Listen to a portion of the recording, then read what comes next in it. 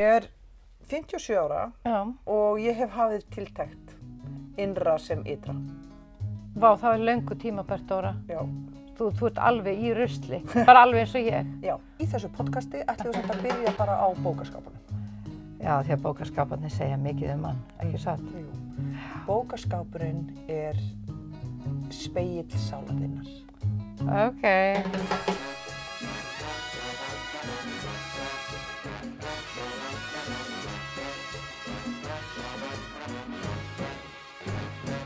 Ég var bara eitthvað að hugsa með þetta, með móðurhlutverki, af því ég hitti, það hafði samband við mig ung frönsk stúlka fyrir 10 dögum síðan. Okay. Og hún vildi bað mig að hitta sig af því hún hafði séð kona fyrir stríð. Hún var að fara til Íslands, þess að hún á öðru ári í ljósmæðranámi. Hún 20 ára gömul, 21 árs gömul. Okay. Og hafði mammenar lét hana horfa á kona fyrir stríð fyrst hún var að fara til Íslands af því að hún var að fara í fyrsta skipti í ferðalagi, þessi unga stúlka. Og ákvað að það væri öruggasti staður í Evrópu eða í heiminum væri sennilega að ferðast ein á Íslandi. Okay. Þannig að hún ákvað. Hvað var það gömul kona? 20. Ok, já, 20, já. Og horfði á konan fyrir stríð og fannst hún svona stórbrotin myndin og sem ljósmóðir og það þetta þema barnið og náttúruna og allt þetta.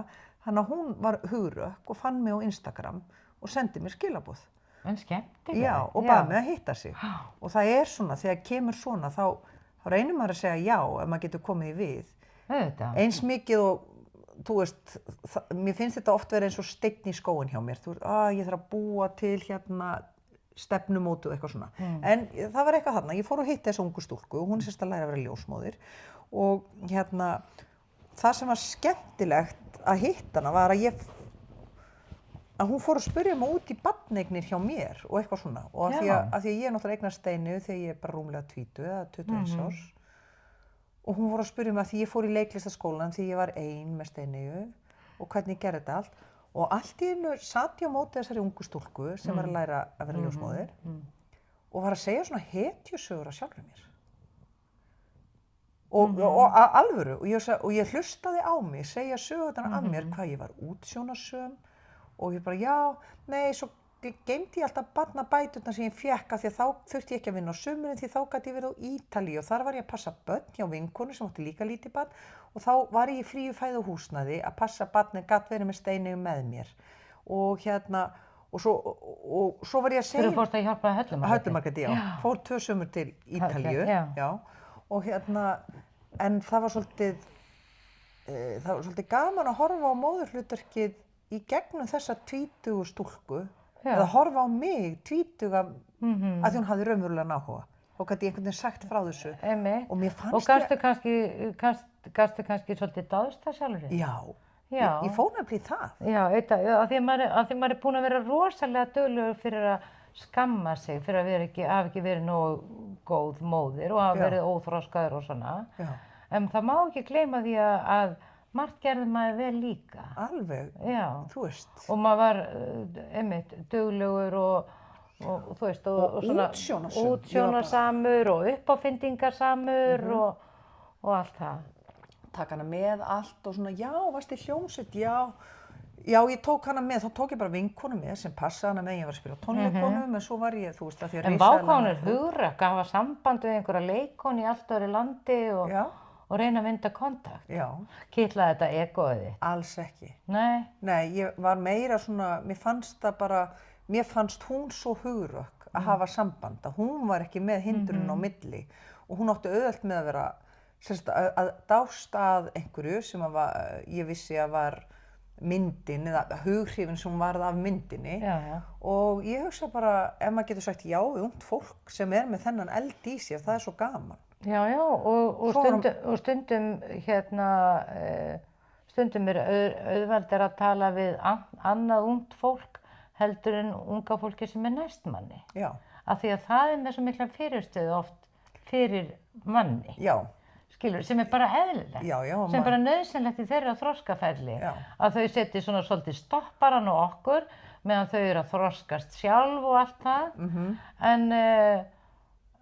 En þarna til dæmis, þá hefur þú örugglega verið með ýmsar gjafir fyrir þessa ungu stúlku sem hún gæti aldrei meðtekið til dæmis frá sinni eigin móður. Nei, en það var ég sá það bara í augunum á henni þegar ég var að segja að ég hefði farið með til útlanda með hljómsveit og tekið hana með í Maxi-Cosi-stólnum og skilur þú veist, þegar Steini var 7 mánaða og 1 árs og vorum við einhvern þvælingi og svona.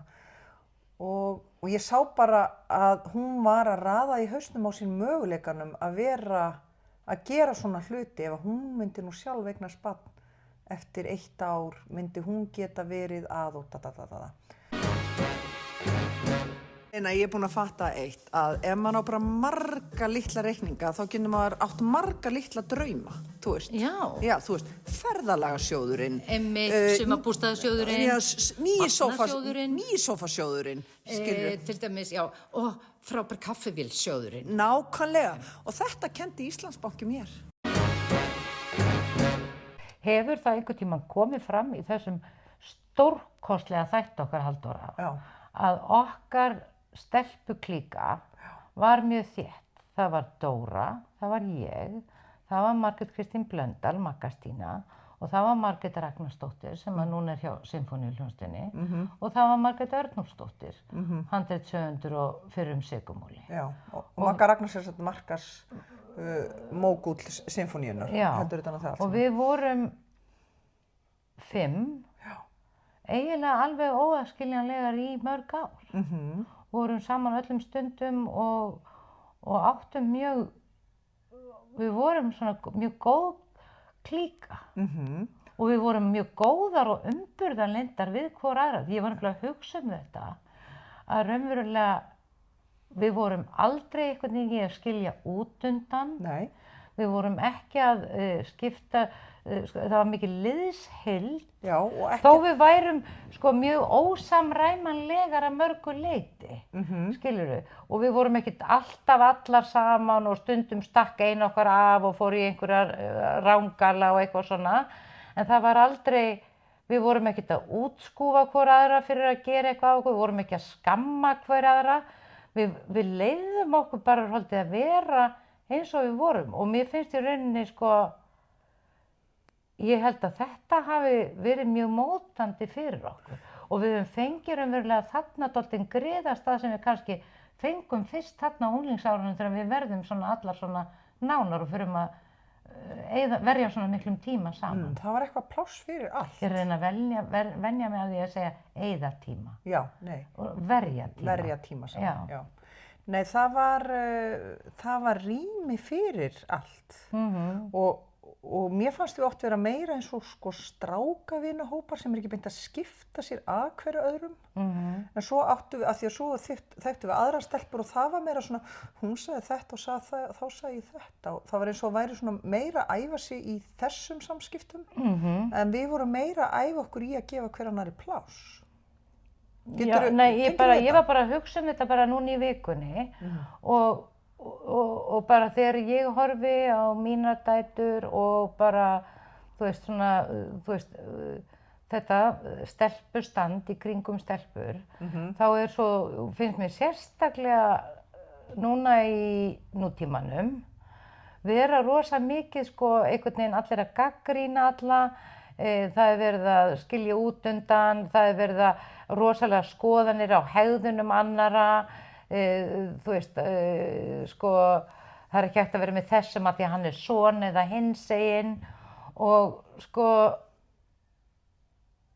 þetta er stemningin sem er í heiminum, að við séum alltaf að skilgreina okkur frá öðrum í staðinn fyrir að reyna að finna hvað er sameiginlegt og hvar við getum verið saman. Ég er bara svona að hugsa þetta og kannski, þú veist, var miklu meiri ró í stelpuhópum þegar við vorum að alast upp og við höfðum kannski heldur ekki svona mikið áreiti í kringum okkur. Já, en ef ég hugsa hinar stelpurnar sem voru í svona klíkum, þær voru svona eins og þegar maður var á fylliríum, þegar maður var unglingur, þær voru miklu meira öskrað. Þegar við gengum ösluðum snjóinn með anhásirflösku á Hallærisplaninu, 14 ára gamlar. Já, og þú á kínaskóm. Ég á kínaskóm, alltaf með eiginlega drep á báðum fótum. Já, ég var í kikkerskóm. Já, þú varst og í lopasokkum af því að ég þoldi ekki að vera kalt. Nei. Ég hefði aldrei lagt á mig að vera í kínaskóm og eiginlega í engum fötum. Nei, ég veit ekki af hverju ég sýndi sjálfur mér svona mikið harðræði, en ég gerði það. Því þetta náttúrulega bara að sýna sjálfum sér rosalegt harðræði. Já, mér finnst það bara ótrúlegt að geta gert þetta. Því ég sé börnin mín labba illa klædd út, ég bara, hvernig, af því að ég hef aldrei þolað að vera kalt, sko. Heyrðu, en mér langaði dálítið að segja þér frá því að, sem þú náttúrulega veist, en það er að koma að þessu, að það ansi merkileg ráðstefna sem verður í gangi núna í október í Iðnó, 2. og 3. október, sem að Íslenska Hampfélagið stendur fyrir. Já. Og Hampfélagið Þú ert búin svolítið að skrifa fyrir þau og eitthvað svona? Ég hef bara unnið fyrir þau í sjálfboðavinnu og það var hann Gunni minn sem að eiginlega kynnti hana Tótu sem þarna í forystu sauður þar. Já. Fyrir mér og þannig kom það til að ég fundarstýrði síðustu ráðstefnu hjá þeim. Og svo hef ég aðeins verið með í undirbúningi þessar ráðstefnu en það skal alveg sagt hér og nú að þessi ráðstefna one woman operation. Sem Tóta. Sem Tóta, Þórunn Jónsdóttir. Og sem að ég held að megi segja að þrátt fyrir að vera ekki hjúkrunarfræðingsmenntuð núna raunverulega eina kannabishjúka á Íslandi. Hún sem sagt hefur í núna að verða 15 ár verið að aðstoða fólk sem þjáist af ýmsum kvillum með því að leiðbeina þeim, fólk sem vill leita annarra leiða og óhefðbundnari leiða til þess að fá lausn á sínum vanda. Og hún til dæmis, að því að margir sem og hún náttúrulega vissi að þegar Stefán var veikur og þegar það fór náttúrulega að fréttast og sem fréttist að því að Stefán vildi tala það opinberlega hvað væri á seyði og svo framvegis, þá var það skiptingum togum að allir grasframleiðendur landsins, ég segi ekki allir, en mjög margir bönkuðu bara upp á og buðu Stefáni að nota kannabis til þess að lina sínar þjáningar. Og við bárum þetta undir lækna og hjúkrunarfólk og vegna þess að það var alveg full ástæða til þess að leita að einhverjum öðrum leiðum heldur en þeim sem var verið að bjóða upp á. Vegna þess að eins og allir vita og ég meina náttúrulega allar fjölskyldur eiga fólk sem hefur þurft að fara í gegnum krabbameinsmeðferðir og þann hrylling sem þeim fylgir. Og einn fylgifiskur innan lyfjagjöfum og geislum og svona þessi mikla ógleði. Og þetta bara einhvern veginn, það svo mikið tekið frá fólki ef það stanslaust óglatt vegna þess að það borði eitthvað gott og það gleður okkur og nærir okkur og lætur okkur líða vel og svona.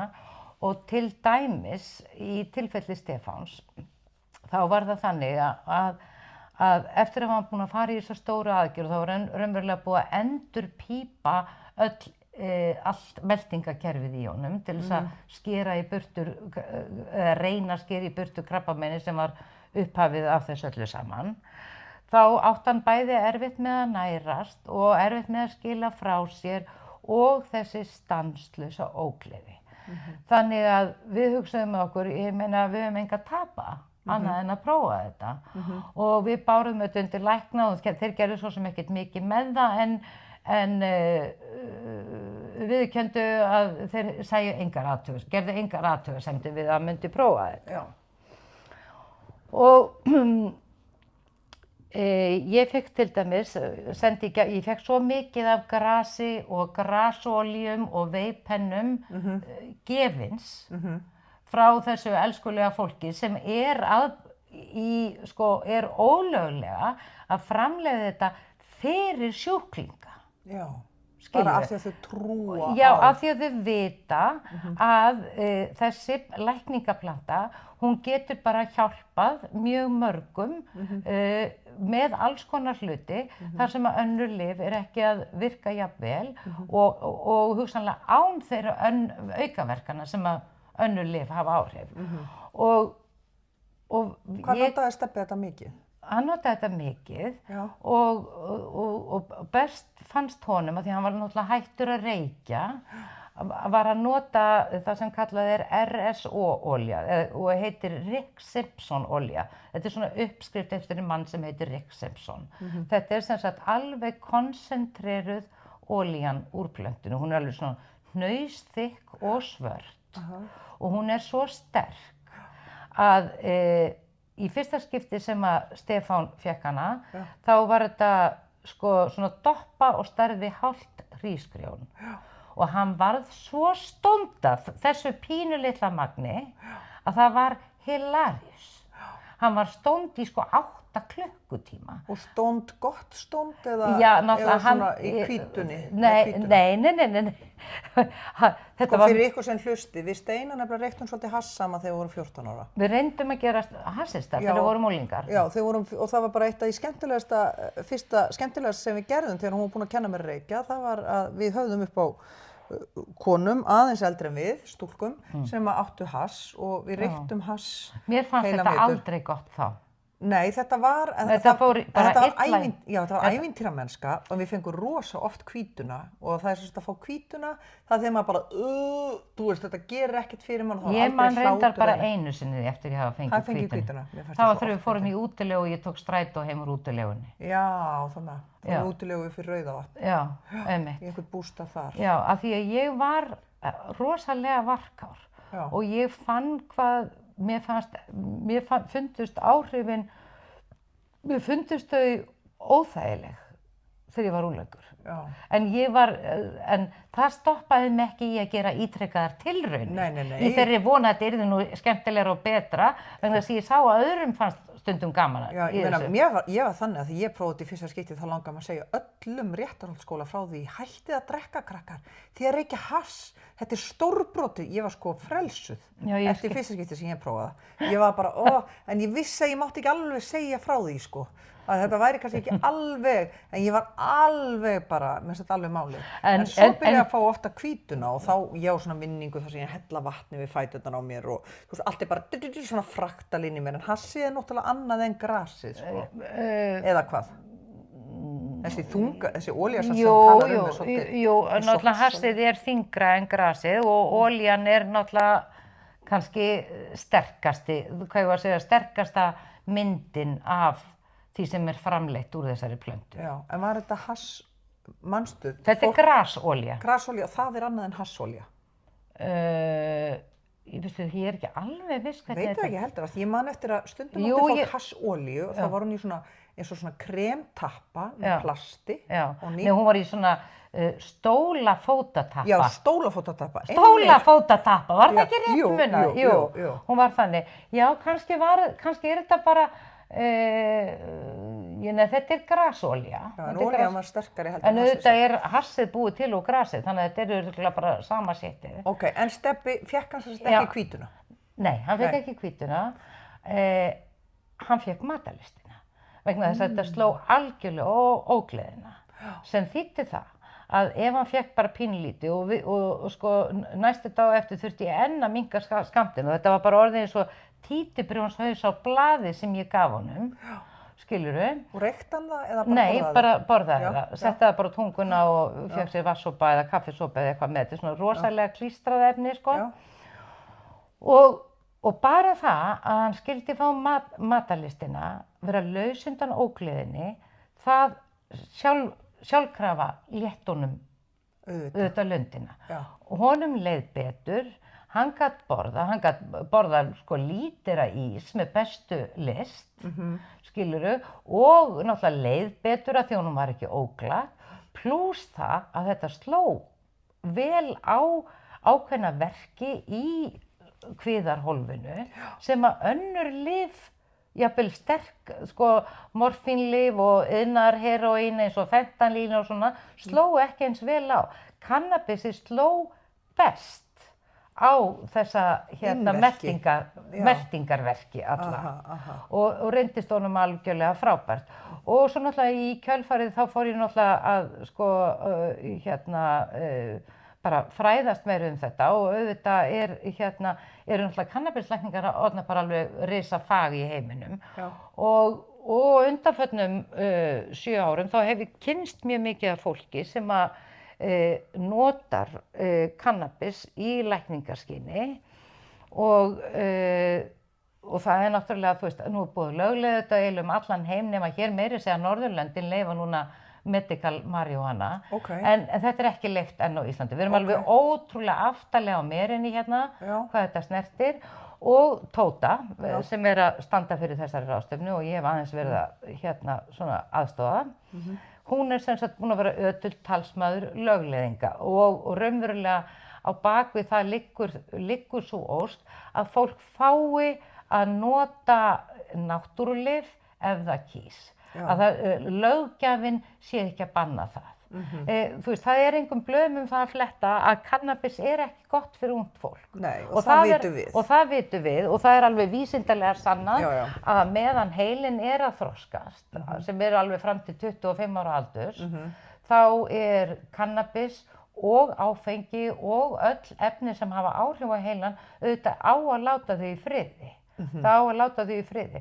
En áfengið ekkert minna hættulegt fyrir unga heila heldur en kannabis, skilur. Við erum bara, það bara viðurkennt og samþykkt í okkar samfélagi að áfengið. En kannabisi situr samt lengur í fitunni eitthvað í heilanum eða eitthvað. Ég ekki taugalífeðlisfræðingur en þetta eitthvað svona, þú veist. Já, situr í fitunni í líkamanum lengur. Þannig að þú ert lengur að vinna úr því. Þú ert lengur að vinna úr því þannig að þú getur verið lengur þungur ef þú ert að reykja gras þegar þú ert ung manneskja. Þú getur verið lengur að metabolisera það, en sko áfengið dreinar þig líka af söltum og setur rosalegt álega á lifrin í þér og líka mjög þurrkandi fyrir líkamann líka. Þú veist, þetta bara með allt í hófi í lagi. En allavega, það sem nefnilega spennandi við þessa ráðstefnu sem að núna að koma í október það að hún mun fjalla svo mikið konur og kannabis.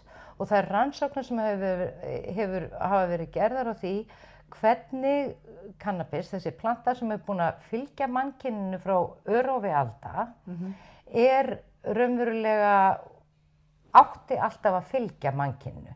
Vegna þess að í líkamanum okkar og í líkama allra spendýra eitthvað sem heitir endokannabíóðakerfi. Við erum sem sagt með móttakara fyrir þessu efni í líkamanum okkar. Og endokannabíóðakerfið okkar getur verið misvel nært. Þannig að CBD-oljur og alls konar kannabisafurðir geta hjálpað okkur við að næra endokannabíóðakerfið okkar, þannig að fáist meiri balans á líkamann allan. Já, og CBD það sem sagt ekki með vímugefandi efnin í sér. Ég hef notað CBD fyrir svefn. Já, CBD-oljan bara frábær fyrir fólk. Já, þegar ég fór inn í menopause, eða sem sagt fór inn í hvað heitir þetta? Breytingaskeið. Þá fór ég að missa svefn og ég hef aldrei átt við svefn vandamál að stríða og þá fékk ég CBD-olju. Ég fann að það eru ekki allar sem virkuðu fyrir mig. Ég fann eina mjög góða sem vinkona mín kom alltaf með frá Ameríku fyrir mig og ég fann líka aðra í Berlín. Þú veist, svo fann ég einhverja aðra sem virkuðu ekki, þannig ég var svona með nokkrar tegundir í gangi, sko. En sem sagt, fókusun á þessari ráðstefnu sem sagt konur og heilsa, vegna þess að það náttúrulega rosaleg bylting í heiminum og svona hávær umræðum það að konur uppfræðist og læri þetta endokannabíóðakerfi og læri sína hormónastarfsemi. Já, hvað þetta endokannabíóðakerfi? Þetta bara kerfi sem inni í öllum spendýrum og öllum manneskjum. Þetta tauga eitthvað? Nei, þetta bara kerfi, þetta bara móttakar fyrir kannabíóðum. Í kjötin á okkur? Eða bara í líkamanum. Þetta eins og móttökukerfi í líkamanum. Kannabíóðar eru efnin sem eru í kannabis. Já, ok. Þannig að við erum blóðinu eða einhvers staðar. Líkaminn okkar hannaður til að taka við efnum úr þessari plöntu. Ok, merkilegt. Já, þannig að plantan hefur líka fylgt mannkyninu frá örófi alda sem lækningaplanta, sem bara planta sem bara partur af bara hvað ég var að segja, hún bara partur af menningu mannkynsins. Ok, en nú veit ég að, þetta litla sem ég veit og fyrir ykkur sem hlustið þá hef ég alltaf verið með rosa svona resistans við kannabisnotkun og allt svona, af því að þegar við Steinar semst vorum að reykja hass svona litlar, þá áttum við líka vini sem hættu ekki að reykja hass og við hættum, þetta var svona ár í líf okkar, þar sem vorum mjög þokkalega öflugar, 14 ára og svo hættum við, en það voru aðrir sem héldu áfram og það opnuðust í þeim í sumum hverjum, opnuðust geðsjúkdómar og þú veist, og þeir bara, og þetta alls ekki gott fyrir heilan, þannig ég hef verið með fulla fordómum. Þetta alls ekki gott fyrir heilan í ungu fólki. Einmitt. Þannig að ég tek það með mér upp í fullorðinsárin. Að vera bara svona. Já, ég geri það líka. Ég meina, ég kom ekki nálægt, þú veist, kannabis í bara fleiri áratugi. Nei, einmitt. Þú veist, ég held ég hef ekki, þú veist, það bara liðu áratugir bara, ég held ég hafi hætt öllum hassreykingum 15 ára. Já, einmitt, ég segi það sama. 15 ára hætti ég að reykja hass. En hérna, það sem ég að segja, það sem ég... 15 ára hættu við að reykja hass. Já, en svo hérna, svo veit ég að því ég á bæði vini sem búi í Bandaríkjunum og hef fengið þess að dropa þaðan og hérna, og ég hef hlustað á þig og þegar Stebbi var veikur og allt þetta, þannig ég hef svona verið að opnast og hlusta betur. Og ég þekki líka móður, dóttir hennar með einhvern mígreni sjúkdóm sem þannig að hún bara ælir og ælir í marga daga og það eina, læknavísindin hafa bara sendt þær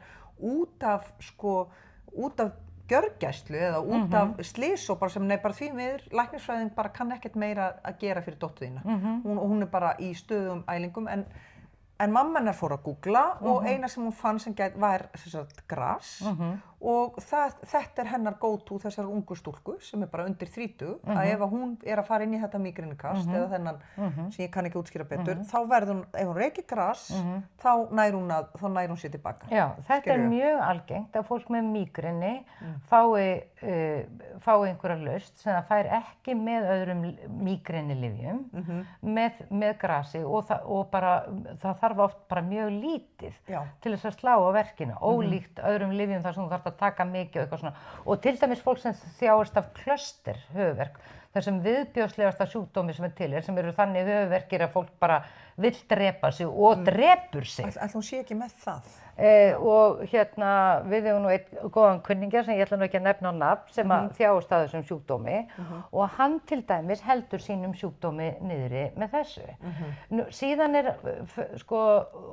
kannabis virðist hafa sérstaklega góð áhrif á meltingakerfið í fólki.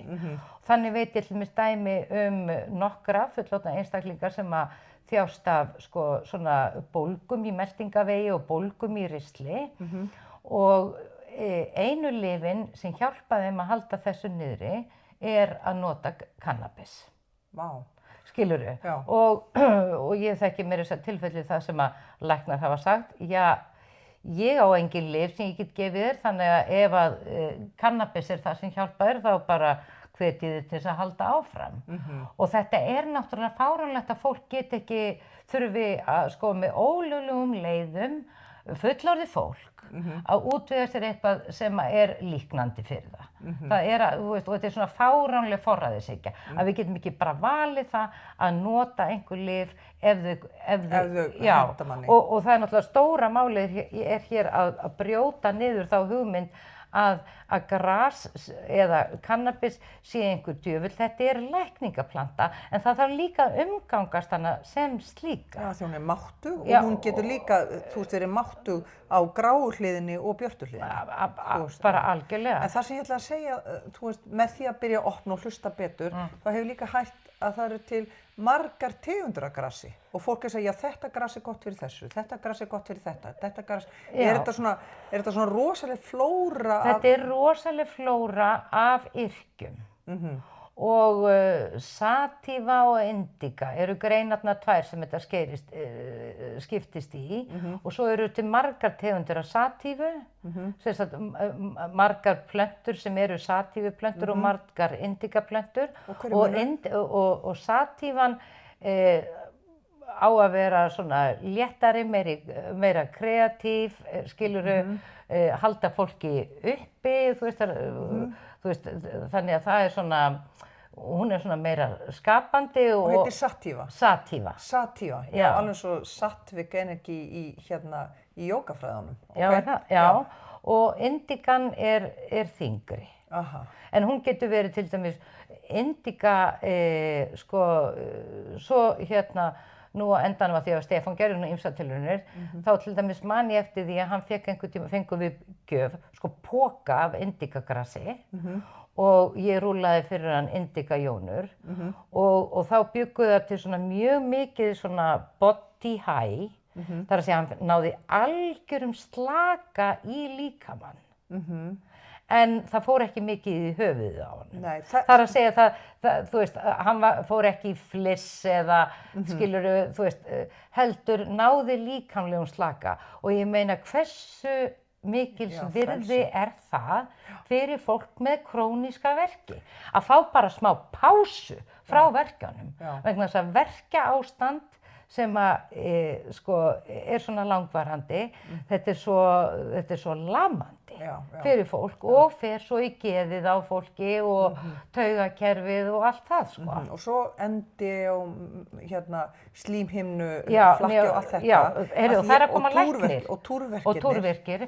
Og það er að koma læknir einmitt og það verður tilkynnt, og það verður kynnt á þessari ráðstefnu núna, alveg nýjar rannsóknir, alveg ný rannsókn sem með, þú veist, svona alvöru rannsókn með rosalega stórt úrtak kvenna yfir mörg ár og það kemur í ljós að í mörgum tilfellum þá eru þær konur sem þjást af endometriósu og ég held því fram að ég til dæmis hafa aldrei verið greind með endometriósu en ég var klárlega með hana. Ég var svo svakalega veik alltaf þegar ég var á blæðingum og það voru, ég var kannski ekki eins slæm eins og margar sem bara get ekki unnið og liggja bara emja en ég var í svakalegum sársauka svona 2-3 daga í hver skipti sem ég var á blæðingum. Þannig grenjandi sársauka með höfuðverk, ógleði, bara langaði bara að liggja og, þú veist, og ég bara hakkaði í mig verkjalyf til að komast af því að maður náttúrulega sýndi sjálfum sér aldrei neina miskunn. En það er semst að koma í ljós í þessari rannsókn að kannabis hjálpar konum með endometriósu svona mikið og ég veit að það er stór hópur kvenna á Íslandi sem að þjáist að þessum hræðilega sjúkdómi sem að leggst á einhver 10% kvenna, sem er svolítið mikið, Það er mjög mikið. Það er mjög mikið. Hugsaðu, 10% kvenna eru eiginlega óstarfhæfar. Já, 2 daga eða 3 daga. Nei, og sumar allan mánuðinn. Stundum er þetta ekki bara bundið við blæðingar hjá konum, þetta er bara, sársaukin er viðvarandi alltaf. Og þær eru þá að fá mikla lík með þessu umfram öll önnur lyf. Af því að nú er líka, er hægt að útbúa stíla. Einmitt, ég var búin að heyra þessu. Já, stíla sem eru þá settir upp í leggöng og þá fara þeir fram hjá lyfinu þannig að konurnar verði ekki Það fer ekki í hausinn á þeim. Það verði ekki stónd Nei. en þær fá instant relief á verkin sig. Já, þetta finnst mér mjög áhugavert. Og því svo Tóta hefur sagt mér. Já, býta þess. Ég verð bara að segja þetta áður ég man það að svo þarf, því að Tóta er búin að vera að hjálpa svo mörgum endometriósu konum, svo er líka D-vitamin. Það þarf að taka D-vitamin með kannabisinu og það saman virkar svona rosalega vel í verkjastillingunni fyrir margar. Já. Ok, fyrir ekki hvað það. Já, af því að það sem ég ætla að segja er að því að ég er svo mikið að slást við fordómana mína. Þú veist, þess að ég að tala um þetta, þú veist, af hverju vel ég þetta svona mikið frá, þú veist, og það er ákveðin skilyrðing í bara hvernig maður hugsar um kannabisið, alveg eins og hugvíkandi efnin og bara allt sem er, þú veist, það er svo mikið að opnast í umræðinni í samfélaginu hluti sem að við erum með algjörlega harðlæsta inn í herbergjum, fyrir lífsins okkar, eða bara hvernig við erum aldar upp. Þannig að mér fannst þetta með að það væri hægt að taka stíl, þannig að grasið eða, þú veist, efni geti haft sé nær svæðinu sem það hafa áhrif á, af því að það sem maður hlýtur að óttast mest er að fara frá sjálfum sér í hausnum. Þar hljóta fordómarnir að vera, að þú sért ekki með sjálfum þér. Býtum, fólk hefur engar áhyggjur af því að vera ekki með sjálfum sér þegar að drekka vín. Ég veit það, en fólk er ekki alveg að gera sama sem það á milli, sko. En þú ert samt ekki í vinnunni að drekka vín. Nei, og þú ert heldur ekkert endilega heima hjá þér, en þú ert heldur ekki í vinnunni að tróða í þig grasi. Nei, en ég meina þú getur sem, ég meina ef þú ætlar að nota þetta fyrir endi, fyrir túrverkin og allt þetta og þú veist þú getur sett það upp í leggang í staðan fyrir að þurfa að reykja og það fyrir hausinn á þér, að þú veist þú getur gert tilraunir með að þú getur gert eitthvað sem staðbundnara, sem fer ekki upp í að taka hausinn á þér í leiðinni. Að sjálfsögðu og svo náttúrulega mjög mikið framleitt í heiminum þó það sé ekki löglegt að selja það hér af kannabisvörum sem að má nota útvortis. Já, skilurðu? Einmitt eins og olíurnar hérna. Já, olíurnar og ýmislegt til að bera á húðina, bera á svæði og ég meina það eru til sögur af því á Íslandi og sko alveg raunverulega staðfestar sögur að fólk sem hefur til dæmis verið með útgengin krabbameinsæxli. Já. Að drekkja þeim í kannabisböggstrum. Já. Dregur þau saman. Einmitt. Skilurðu? Einmitt. Þú veist, enginn að segja þau hverfi, nei. Þó að það séu til þannig tilfelli, Dóra. Já, okay. En sýnilega hverfa þau með því að hafa þessa bakstra. Hún Tóta sagði mér þessa sögu og hún sagði mér að hún hefði sett bakstur á útvortis eða æxli sem var svona í hálsi og bara með því að láta hjaðna í nokkrar klukkustundir þá gat manneskjan borðað og nærst. Svo kom æxlið aftur og þau settu nýjan bakstur og hún gat aftur nærst. Þannig að þetta var svona, þetta voru svona nornir heimsins. Þetta bara þekkingin í samfélaginu. Já, þekkingin í samfélagunum. Sko. Já, í samfélagunum, já. Og ég hef fengið mjög mikinn áhuga á þessari plöntu, þannig að ég hef alltaf haft áhuga á grasafræði. Já.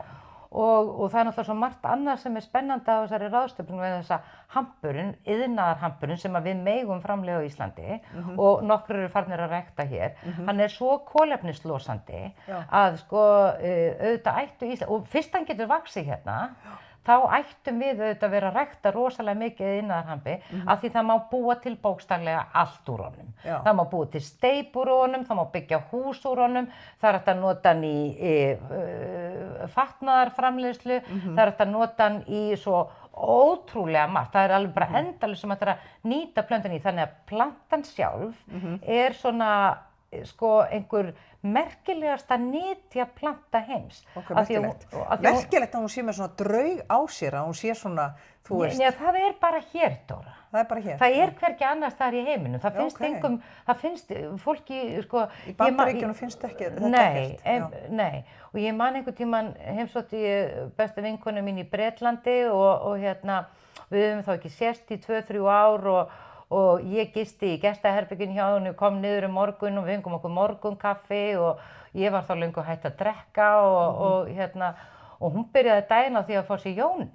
Já. Og ég var bara, ertu að fá þér Jónu? Já.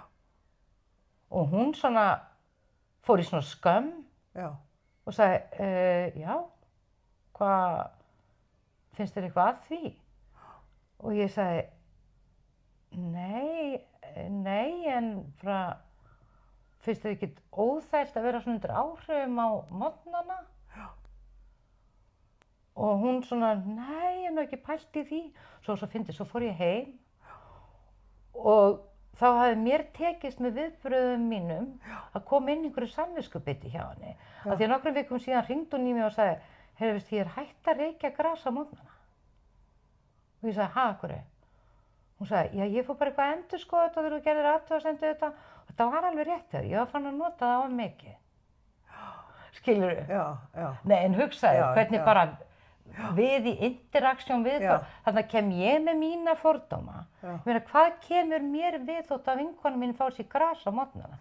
Mér kemur þau þetta ekkert með. Það eru mínir fordómar að tala og það verður til þess að hún fer einhvern veginn í einhverja vörn með, eða fyrir einhverja skömm. Einhverja endurskoðun.